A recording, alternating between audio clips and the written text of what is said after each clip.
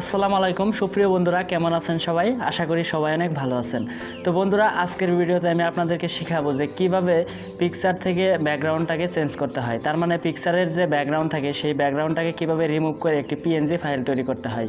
তো আমরা যখন কোনো থাম্বলাইনের উপর আমাদের পিকচারটি বসাতে যাই তখন আমাদের পিএনজি ফাইলের প্রয়োজন হয়, কিন্তু আমরা তখন সেই পিএনজি ফাইলটি তৈরি না করার কারণে সেই কাজটি সম্পন্ন করতে পারি না। তো আজকের ভিডিওতে আমি আপনাদেরকে শেখাবো যে কিভাবে আপনারা পিকচার থেকে ব্যাকগ্রাউন্ডটা রিমুভ করে একটি পিএনজি ফাইল তৈরি করবেন। তো যাই হোক বন্ধুরা, আর বেশি কথা না বলে সরাসরি মূল ভিডিওতে চলে যাব। তবে যারা এখনও পর্যন্ত আমাদের চ্যানেলটিকে সাবস্ক্রাইব করেন নাই তারা প্লিজ এখনই নিচে থেকে সাবস্ক্রাইব করে নেবেন এবং পাশে আসা বেল আইকনটি বাজিয়ে দেবেন আমাদের নিত্য নতুন ভিডিওগুলি সবার আগে দেখার জন্য।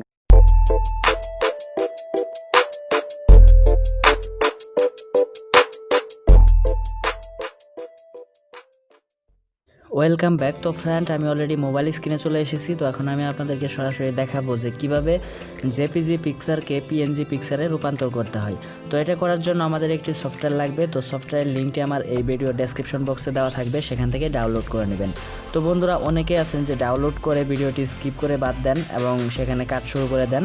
তো তারপর দেখা যায় সেটি পারেন না, তখন আবার এসে কমেন্টে বকাবকি করেন। তো এই জন্য আমি আপনাদেরকে বলবো যে ভিডিওটি শেষ পর্যন্ত দেখবেন, তারপর আপনারা অ্যাপটি ডাউনলোড করে কাজ করবেন।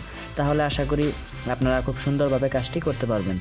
তো ডাউনলোড করার পর অ্যাপটি ওপেন করবেন। তো অ্যাপটি ওপেন করার পর এরকম একটি ইন্টারফেস চলে আসবে। তো এখানে আপনারা লোড এ ফটো এখানে ক্লিক করবেন।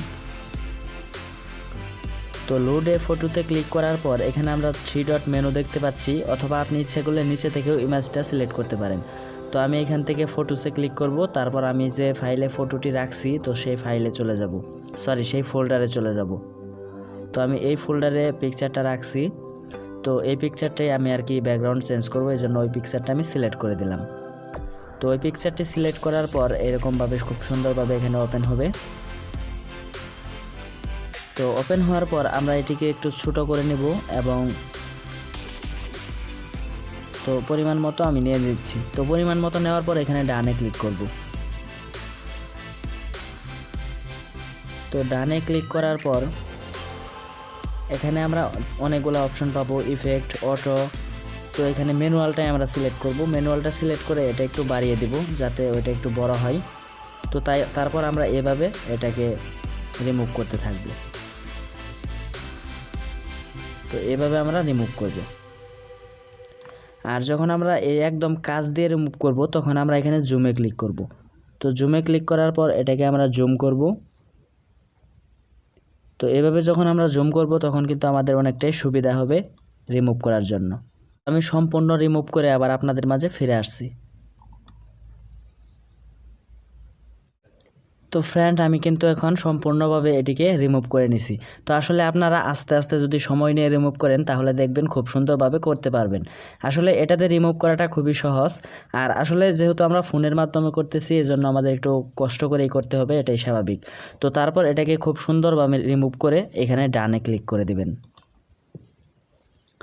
তো ডানে ক্লিক করার পর এখানে আপনারা কিছু অপশন পাবেন 0, 1, 2, 3, 4, 5 পর্যন্ত। তো আপনি যদি 0 রাখেন তাহলে এটা স্বাভাবিক অবস্থায় থাকবে, আর যদি 1 দেন তাহলে এখানে আপনি যে পর্যন্ত রিমুভ করছেন তার থেকে একটু ভিতর মানে চেপে আসবে, যাতে আপনার সাইডে যদি কোনো সাদা অংশ থাকে তাহলে সেটা দেখা যাবে না। তো তারপর যদি 2 দেন তাহলে আরেকটু চেপে আসবে, এরকম করে আপনারা এগুলা দিয়ে নিতে পারেন।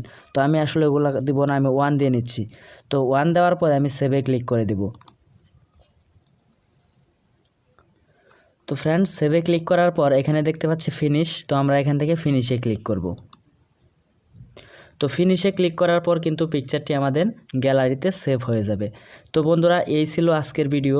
তো ভিডিওটি যদি ভালো লেগে থাকে তাহলে অবশ্যই একটি লাইক দিবেন, আর অবশ্যই আমার চ্যানেলটিকে সাবস্ক্রাইব করবেন। তো সবাই ভালো থাকেন, সুস্থ থাকেন। Thanks for watching this video.